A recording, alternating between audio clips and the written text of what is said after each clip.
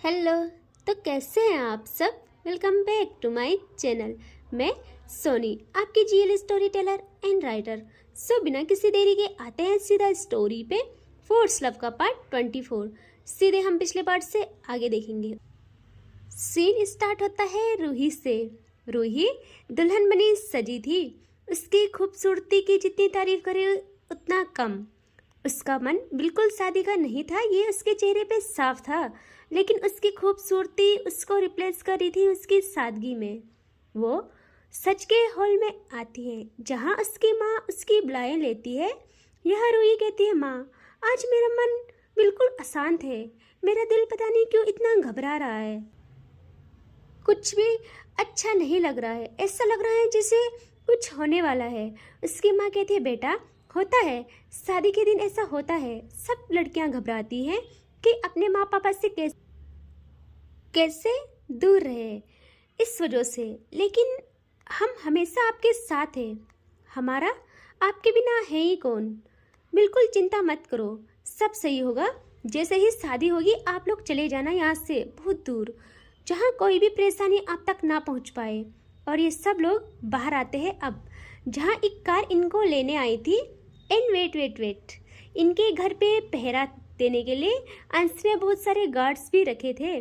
और इनकी कार के पीछे दो गार्ड्स की कार भी थी। कोई रूही को चुरा न ले इस डर से भाई। अब ये लोग पहुंच जाते हैं अपनी डेस्टिनेशन पे। रूही का मन आज इतना आसान था पूछो मत।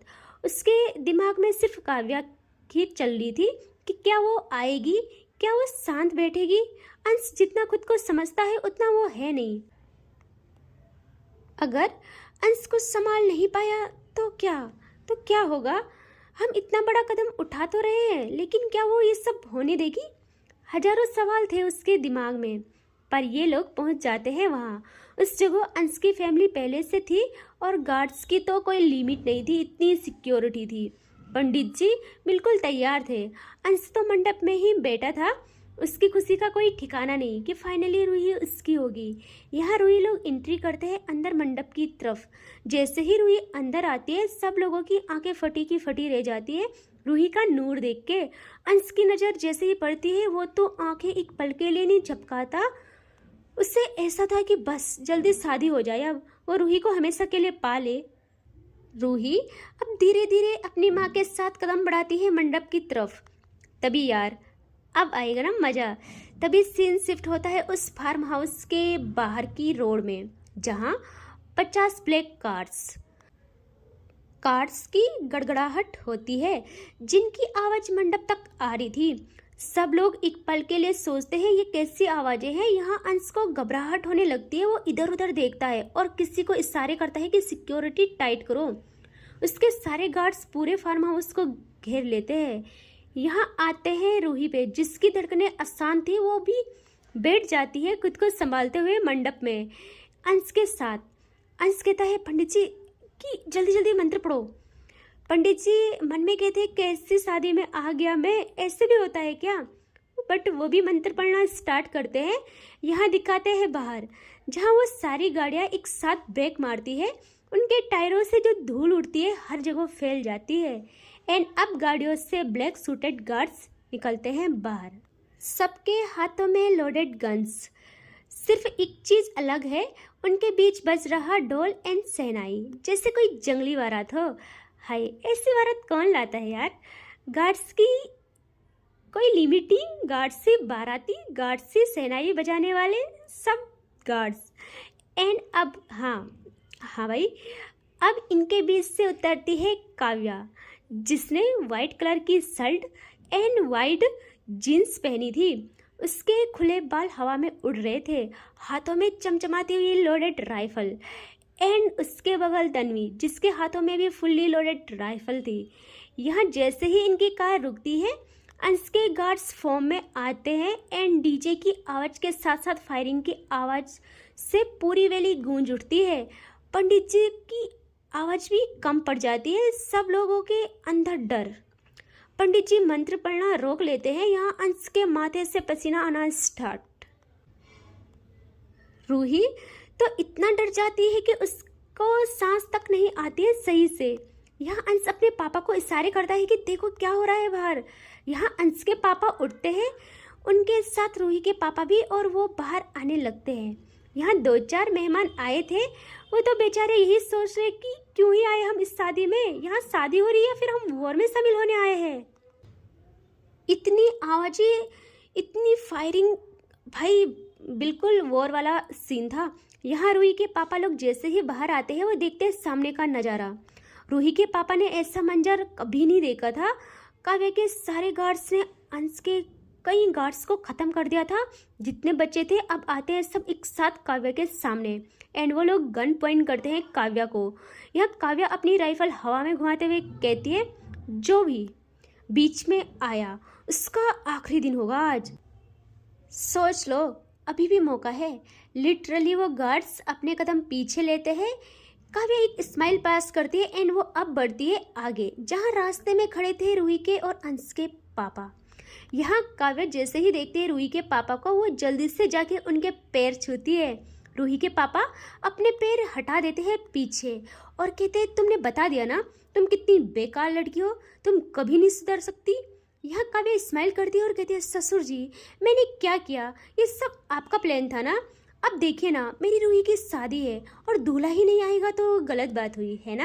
एंड आप कौन सा सही हो, दामाद का ऐसा वेलकम कौन करता है। खैर माफ़ किया, अब ये सारे पहरे हटा दो एंड अपने हाथों से मुझे सेहरा पहना दो।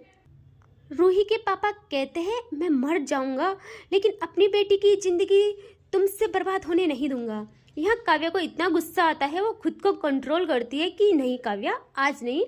तभी अंश के पापा फ़ायदा उठा के कि काव्या बातों में बिजी है, वो जल्दी से गन निकालते हैं और गन पॉइंट करते हैं काव्या को। यहाँ काव्या स्माइल करती है कि बेवकूफ़, यही तो नहीं करना था, अब भुगत। जैसे ही वो कुछ करता, यहाँ सारे गार्ड्स एक मूव के साथ उसके हाथ से गन छीनते हैं पीछे से एंड उसको करते हैं गन पॉइंट। एंड अब काव्या करती है गार्ड्स को इशारे एंड सारे गार्ड्स पकड़ते हैं रूही के पापा को और अंश के पापा को और गन पॉइंट करते हुए अब ये लोग बढ़ते हैं अंदर मंडप की तरफ। यहाँ मंडप में सब लोगों की नज़र सामने दरवाजे पे थी। अब क्या होगा, यहाँ दिखाते हैं हम दरवाजे पे एंट्री होती है हमारी काव्या की, जिसके हाथों में फुल्ली लोडेड राइफल, उसके पीछे गार्ड्स, उनके साथ रूही और अंश के पापा। ये लोग बढ़ते हैं अंदर की तरफ। यहाँ रूही की हालत जो थी वो मैं लफ्ज़ों में बयान नहीं कर सकती हूँ यार। रूही की माँ तो रोने लगती है। यहाँ अंश का खून उबाल मारता है, वो उठता है मंडप से और उसके पास भी गन थी, वो करता है गन सामने और कहता है, तुम पागल हो क्या, अब मुझसे कौन बचाएगा तुम्हें। यहाँ काव्या कहती है, पागल तो मैं पहले से हूँ लेकिन आज जुनून बन के आई हूँ। यहाँ काव्या तो उससे बंदर समझती थी, वो उससे मुंह नहीं लगाना चाहती थी। उसके एक इशारे पे उसके गार्ड्स बिना सेकंड गंवाए अंश के हैंड पे फायर करके गन गिराते हैं नीचे। अंश को समझ पाता तब तक सारे गार्ड्स अंश को पकड़ लेते हैं और रूही की माँ, अंश की माँ और सब लोग जितने भी थे उनको गन पॉइंट करके लाइन में खड़ा कर देते हैं। अब काव्या एक नज़र सबको देखती है और अब देखती है वो रूही को और वो मंडप की ओर बढ़ने लगती है। यहाँ रूही के पापा चिल्लाते हैं, तुम ये नहीं कर सकती हो, मैं तुम्हें छोड़ूंगा नहीं। यहाँ काव्या मुड़ती है अब इनकी तरफ। यहाँ अंश भी बहुत बातें करता है काव्या के बारे में। काव्या तन्वी को देखती है।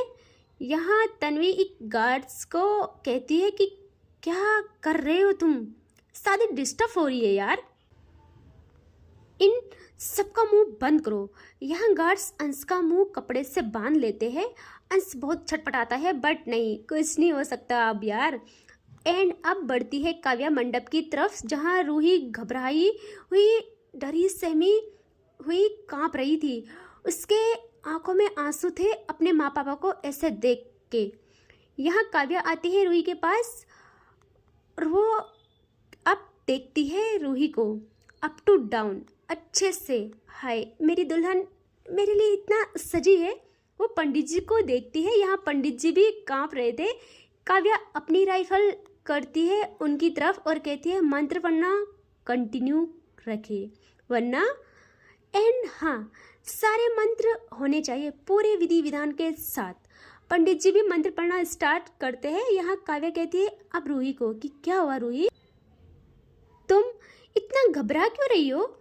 रूही सेंस में आती है, वो देखती है काव्या को और कहती है अब तुम इतना घिर जाओगी, मैंने सोचा भी नहीं था।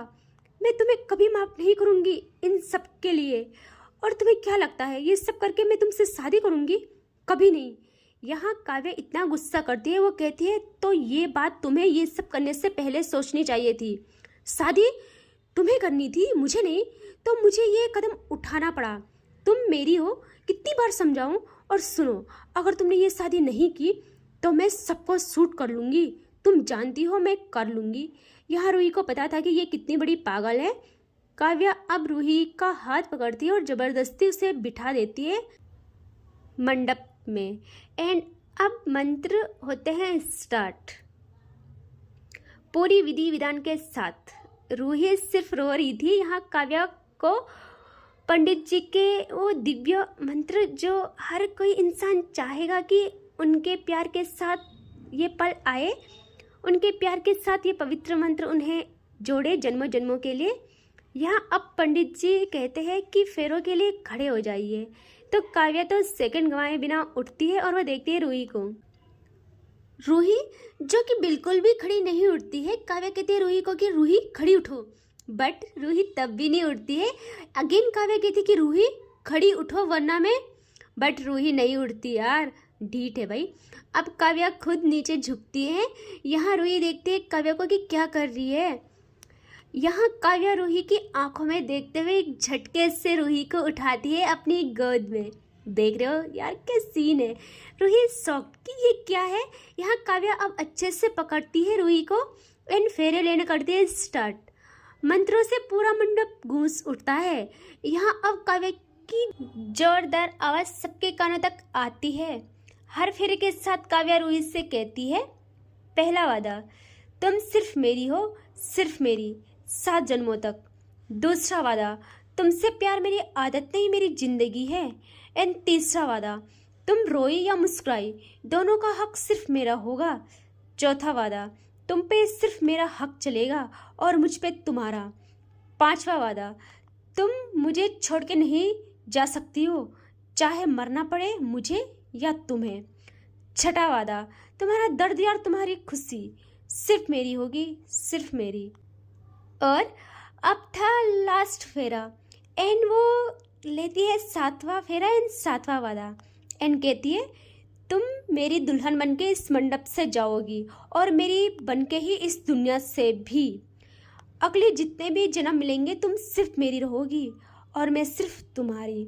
और ऐसे ही इनके फेरे कंप्लीट होते हैं। यहाँ तन्वी जोर से सीटी मारती है और कहती है वाह सर क्या बात है, लगी रहे। एंड काव्या स्माइल करती है और अब रूही को अगेन बैठा देती है। एंड अब पंडित जी मंत्र के साथ बोलते हैं कि इनको मंगलसूत्र पहनाओ।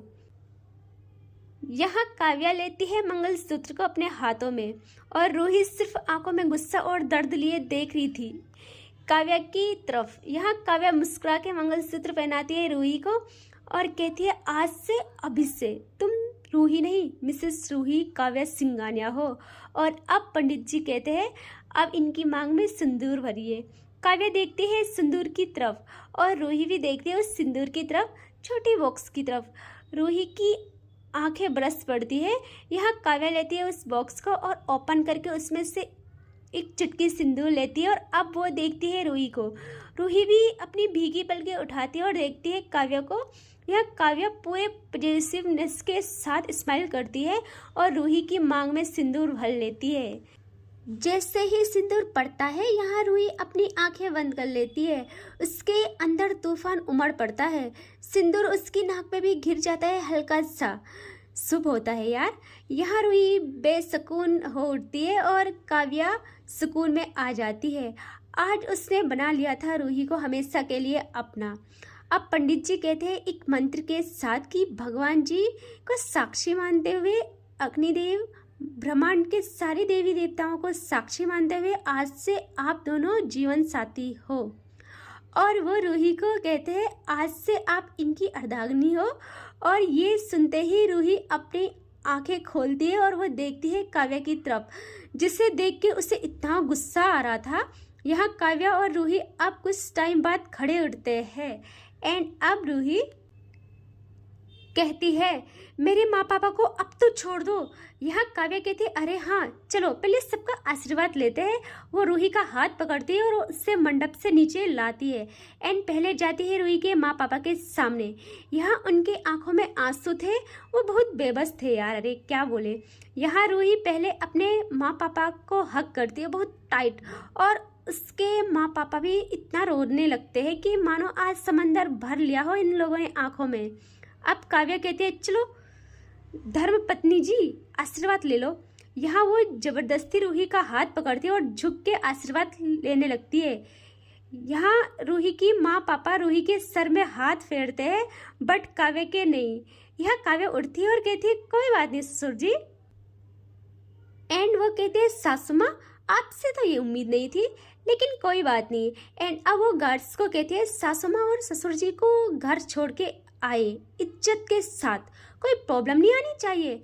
और इन लोगों को वो अंश की तरफ इशारे करती है और कहती है इनको यही कहीं छोड़ देना। अब काव्या पकड़ती है रूही का हाथ और अब ये आने लगते हैं बाहर। यहाँ तन्वी कहती है अरे ये सब क्या है, तुम लोग शहनाई क्यों नहीं बजा रहे हो, और बजाओ जल्दी से। एंड सब लोग शहनाई बजाना स्टार्ट करते हैं। भाई क्या बारात थी यार इनकी। और अब पूरी बारात के साथ काव्या रूही को लेके आती है कार तक, जो कि फूलों से सजी थी फुल्ली। अब काव्या डोर ओपन करती है कार का और रूही को अंदर बिठा लेती है और खुद ड्राइविंग सीट पे आके बैठ जाती है। अब वो करती है कार चलाना स्टार्ट, और फिर वैसे ही उसके पीछे गाड़ियों की कतार जिसमें ढोल शहनाई एंड फायरिंग हो रही थी। ऐसी आवाज़ यार, ऐसी बारात कौन लाता है जिसमें ढोल शहनाई बज रही थी और हवा में फायरिंग हो रही थी। क्या कॉन्वे चल रहा था यार इनका नेक्स्ट लेवल। दुल्हन तो चली गई दूल्हे राजा के साथ। अब देख रहे हो। अब आते हैं फ्लैशबैक में। काव्या सुबह उठती है एंड वो सावन लेती है और वो कॉल करती है किसी को कि बाराती तैयार रखना, मतलब गार्ड्स यार। उससे इतना सेंस नहीं आता कि कपड़े भी पहनने हैं, वो जीन्स एंड शर्ट में ही आ जाती है वहाँ से बाहर।